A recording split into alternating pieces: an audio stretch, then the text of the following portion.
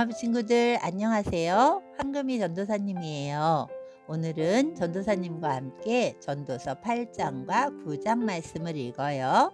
오늘도 말씀 가운데 하나님의 은혜와 은총이 우리 영화부 친구들 모두에게 임하시기를 간절히 소망합니다. 전도서 8장. 누가 지혜로운 사람인가? 누가 사물의 이치를 깨우쳤는가? 지혜는 사람의 안색을 밝게 하여 찡그린 얼굴을 바꾸어 준다. 하나님 앞에서 맹세했다면 왕의 명령에 순종하여라. 왕은 자기 마음대로 하는 자이니 왕 앞에서 경솔하게 물러나지 말고 무례한 일은 주장하지 마라. 왕의 말은 절대적이니 누가 감히 그에게 당신이 무엇을 합니까? 라고 말하겠는가? 그의 명령을 지키는 자는 해를 입지 않을 것이다. 지혜로운 마음은 적절한 때와 절차를 알고 처신한다. 비록 재앙이 덮쳐 무겁게 누른다 하더라도 세상 만사에는 적절한 때와 절차가 있는 법이다. 사람이 미래를 알지 못하니 장차 될 일을 누가 사람에게 말할 것인가? 바람을 붙잡아 둘 사람이 아무도 없듯이 자기 죽을 날을 마음대로 정할 수 있는 사람은 없다. 누구도 전쟁에서 자유로울 수 없듯이 악을 행하는 사람은 처벌을 피할 수 없다. 해 아래 되어지는 이 모든 일들에 내 마음을 쏟아 이 모든 것들을 살펴보았다.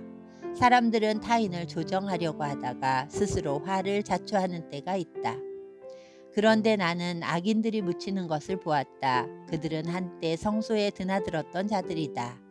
그들은 성읍에서 악행을 하곤 했으나 사람들은 그들을 칭송하였다. 이것 역시 허무한 일이다. 악한 일을 해도 당장 처벌을 받지 않기 때문에 사람들은 죄를 짓고자 하는 마음을 갖게 된다. 악인은 100번이나 죄를 짓고도 장수할 수 있다. 그러나 내가 알기에 하나님을 경외하고 하나님 앞에서 그분을 섬기는 사람들이 잘 될 것이다. 왜냐하면 악인은 하나님을 섬기지 않기 때문에 형통할 수 없고 그들의 날은 그림자처럼 오래 갈 수 없을 것이다. 세상에서 일어나는 일 중에 또 다른 허무한 일이 있다. 그것은 악인이 받아야 할 처벌을 의인이 받고 의인이 받아야 마땅한 보상을 악인이 받는 것이다. 이것 역시 내가 보기에 허무한 일이다. 이러므로 나는 삶을 즐기라고 권하고 싶다. 왜냐하면 해 아래서 먹고 마시고 만족하는 것보다 더 나은 것이 없기 때문이다. 하나님께서 그에게 주신 전생애 동안 기쁨이 있을 것이기 때문이다. 내가 지혜를 얻고 사람들의 수고를 알고자 작정했을 때 나는 밤낮 잠을 이루지 못하였다. 나는 하나님께서 하시는 모든 일을 살펴보았다. 그러나 그 누구도 해 아래서 되어지는 것을 다 깨달을 수는 없다. 사람이 제 아무리 깨우치려고 노력해도 그의 의미를 발견하는 것은 어렵다. 혹 지혜로운 사람이 안다고 말할지 모르지만 사실 안다고 할 수 없다. 아멘. 전도서 9장. 내가 이 모든 것을 마음으로 생각하여 탐구해 본 결과 의인이나 지혜로운 사람이나 그들이 하는 일은 모두 하나님의 손안에 있다는 것을 알았다. 그러나 아무도 자기를 기다리는 것이 사랑인지 미움인지 알지 못한다. 모든 사람은 공통의 운명을 갖는다. 의인이나 악인이나 선인이나 강도나 깨끗한 자나 더러운 자나 예배를 드리는 자나 드리지 않는 자나 모두 마찬가지이다. 선인에게 임하는 일이나 죄인에게 임하는 일이나 맹세하는 자나 두려워 맹세하지 못하는 자나 일반이다. 모든 사람이 다 같은 운명에 떨어진다는 것은 악한 일이다. 이로 인해 사람의 마음은 악으로 가득하고 사는 동안 미친 짓을 생각하다 결국은 죽고 만다. 그러나 살아있는 개가 죽은 사자보다 낫다라는 말처럼 살아있는 사람에게는 소망이 있다. 왜냐하면 산 사람은 자신들이 죽을 것을 알지만 죽은 사람은 아무것도 모르며 아무런 보상도 없고 그들에 대한 기억도 잊혀지고 말기 때문이다.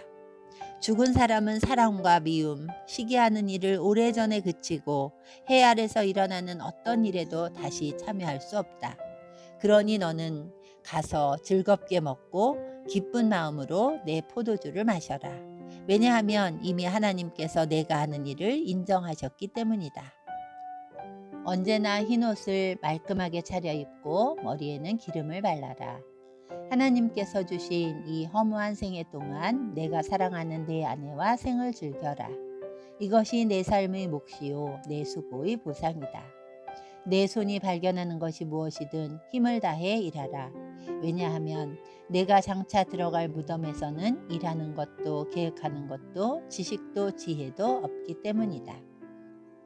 내가 세상을 살펴보니 발이 빠른 자라고 해서 경주에서 이기는 것이 아니며 강한 자라고 해서 전쟁에서 이기는 것도 아니다. 지혜자라고 해서 음식이 생기는 것도 아니고 슬기롭다고 해서 재물이 더해지는 것도 아니며 재주가 있다고 해서 은총을 얻는 것도 아니다. 이는 모든 이에게 때와 기회가 동일하게 찾아오기 때문이다. 아무도 자기 때를 알지 못한다. 물고기가 무자비한 그물에 걸리고 새가 덫에 걸리듯 사람 역시 자기에게 닥치는 예기치 못한 불운의 덫에 걸릴 때가 있다. 또 내가 세상을 살펴보다가 인상 깊게 받은 지혜가 있는데 이는 다음과 같다. 어떤 작은 성에 적은 수의 사람들이 살고 있었다. 그런데 한 번은 어떤 강한 왕이 공격하여 그 도성을 포위하고 거대한 공격용 탐을 설치하였다.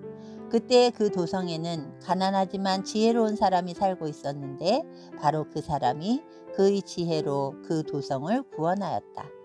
그런데도 이 가난한 사람을 기억해 주는 사람은 없었다. 지혜가 무력보다 강하다고 내가 늘 말했지만 그 가난한 사람의 지혜는 무시되었고 더 이상 이것을 들으려 하지 않았다. 조용히 들리는 지혜자의 가르침이 어리석은 통치자들의 외침보다 훨씬 낫다.